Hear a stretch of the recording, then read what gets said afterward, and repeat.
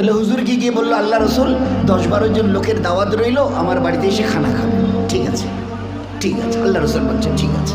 জাবের বেচারা রাদিয়াল্লাহু আনহু দাওয়াত দিয়ে চলে যাচ্ছে, 8-10 হাতও যায়নি। হুজুর বলছে, ও আমার সাথীরা শোনো, ও আমার সাথীরা শোনো, তোমাদের ওই যে ভাই জাবের, ও দাওয়াত দিয়ে চলে গেল, ওর বাড়িতে আমরা দাওয়াত খেতে যাবো আজকের ইনশাআল্লাহ। জাবের রাদিয়াল্লাহু তাআলা এই কথাটা নবীর শুনে একটু খটকার লাগলো, গুটি গুটি পাপা করে ঘরে গেল। তো জাবের রাদিয়াল্লাহু তাআলা কি বিবিকে সালাম দিয়ে বলছে, কিচ্ছাটা একটু গন্ডগোল মতো মনে হচ্ছে, কেন কেন? তা বলে, আমি তো নবীজিকে বলেছি 10-12 জনকে নিয়ে আমার বাড়িতে আসবেন বলে দাওয়াত দিয়ে, বলছে আল্লাহ রাসূল বলে হ্যাঁ ঠিক আছে যাও। আমি চলে আসছিলাম, হুজুর এবারে বলছে, ও আমার সাথীরা শোনো, জাবেরের বাড়িতে আমাদের দাওয়াত আছে, সবাই যাবো গো। হ্যাঁ তো ঠিক আছে, তুমি 10-12 জনের দাওয়াত দিয়েছো, তো 10-12 জন নিয়ে আসবে। আরে না, উনি বললেন যে আমরা সবাই জাবেরের বাড়িতে দাওয়াত খেতে যাব। ঠিক আছে, সবাই আসবে। আরে পাগলি, আমাকে তো জিজ্ঞাসা করবে কতজন নবীজির সঙ্গে আছে। হ্যাঁ বলো বলো কতজন? তারপরে তা প্রায় 1500 হবে, তা প্রায় 1000 তো হবে। কোন দিনের কিচ্ছা?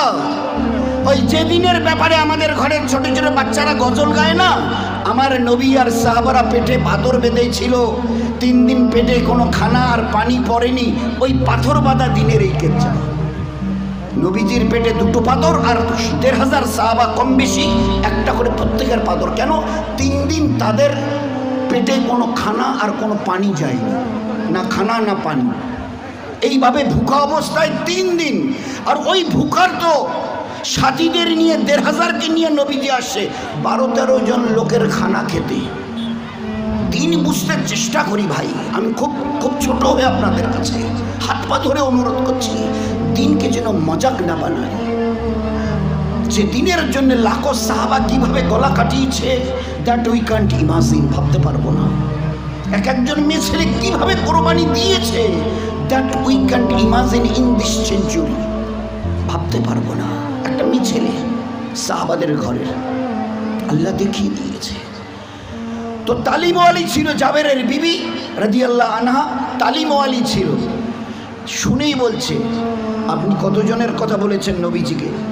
তো উনি উত্তর দিয়েছে, 12-13 জনকে খাওয়ানোর মতো আমাদের ঘরে ব্যবস্থা, আমি 15 জনের কথা বলতে পারি, তুমি বলো। বলে বাস বাস বাস, আর কিছু আপনাকে, আপনি 12-13 জনের কথা বলেছেন, আল্লাহ রসুল 1500, 15,000, 15 লাখ কি নিয়ে আসবে আমাদের দেখার দরকার নেই। আল্লাহ রসুল নিজের তরফ থেকে যখন এলান করেছে, তার ইজ্জত আল্লাহই রাখবে, আমার নবীর ইজ্জত আল্লাহই রাখবে। আমাদের যতটুকু ক্যাপাসিটি ওটুকু আমরা করে দিই, ব্যবস্থা যতটুকু ওটুকু ইন্তজাম করে দিই, হয়ে গেল। নবীজি 1500কে নিয়ে চলে এলেন। জাবের রাদিয়াল্লাহু আনহু, বিবি বলছে ঘরে তো ছিল বোধহয় একটু আশপাশে, রান্না বলে পেকে গেছে, দাও। সাহাবাদের বলল পরিবেশন করো। পুরো 1500 সাহাবা 3 দিনের ভুখা, ওই 12-13 জনের খানা পুরো খেয়ে এবারে হাত মুখ ধুয়ে আল্লাহ রসুল ইজাজত দেন, হাঁটি। তা বলে হ্যাঁ হাঁটো, একটু অপেক্ষা করো। ওই হাড়গুলো কচি বাচ্চা, বোঝাই যাচ্ছে ছাগলের বড় ছোট কচি বাচ্চা। নবীজি দেখেই বলে দিয়েছে হাড়গুলো চিবাইও না, ছোট ছোট ছোট বকরির বাচ্চা তো, হাড়গুলো চিবলে গলে যাবে, হাড়গুলো উপরের গোশটা খেয়েও হাড় চিবাইও না। এবারে খাওয়া যখন সবার শেষ হলো, উঠেছে, হুজুর বলছে সাহাবাদের, ও হাড়গুলো তুলে এনে আমার হাতে দাও। আল্লাহর নবী সাল্লাল্লাহু আলাইহি ওয়াসাল্লামের হাত মোবারকে ওই হাড় কটা দেওয়া হলো। বলছে ও জাবেরের বিবি, তুমি তোমার ছাগলের বাচ্চাকে সামলাও বলে হাত মোবারক থেকে হাড় কটাকে তার ঘরের দরজার দিকে ছুড়ে দিয়েছে। যেই জমিনে পড়ে গেছে, যে বকরিটাকে জবাই করা হয়েছিল, সেই বকরিটা আস্ত জেন্দা হয়ে ম্যা ম্যা করে ঘরের ভিতরে চলে গেছে। হুজুর বলছে এবারে, ও জাবেরের বিবি, তোমার স্বামী ঘুরে এলে তোমরা সবাই ও খানা খেও। শোনো, এরপরেও যদি ও খানা আল্লাহ বাঁচিয়ে দেয় না, তো আশপাড়শিকে, পাড়া প্রতিবেশীকেও দিও।